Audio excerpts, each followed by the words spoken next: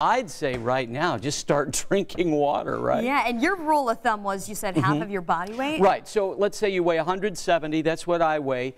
You half that, and that is 85. So you drink 85 ounces of water a day. I know it sounds like a lot, but in weather like this, it really will help you. I've always thought it was, there's several different ways, I'm sure, but your height in inches, which for me would be 63, so that would actually kind of work out between the two theories. And that's on an average day. So we have to talk about on hot days, especially if you're going to be outside, you need to drink a lot more than normal. Here's the general rule of thumb here. If you're going to be outside for more than an hour, maybe mowing the lawn or visiting the park, drink 1 to 2 16-ounce bottles of water. If you're going to spend the afternoon at the pool per se, you need 4 to 8 bottles. And if you're going to be planning a beach day, or not a beach around here unless you go to Indiana Beach, maybe a pool, make sure that cooler is packed with 8 to 16 bottles. And that's how much you need per person for a full day out in the sun. So that just kind of goes to show you that's a lot more than most people think. It really is. And you will sweat it off very quickly. We do have record heat on the way today.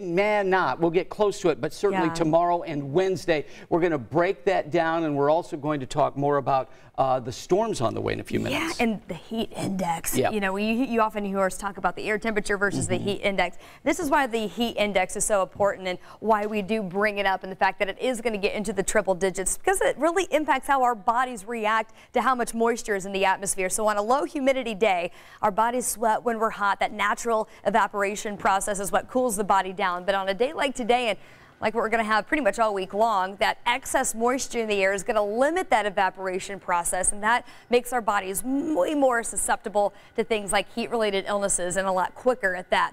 So this is what we want you to remember. Of course, we talked about being hydrated, but this is a good time to remember never to leave the pets or the kids inside of a parked car. And if you can, bring the pets inside, especially during the peak heating afternoon hours. Reduce those strenuous activities outside. Find some shade or take a break in the air conditioning. And if you do have to be outside, wear that lightweight, light-colored clothing so you can reflect the sun as much as possible so your body doesn't absorb that added heat. Just things to keep in mind as we're headed into this heat wave, guys.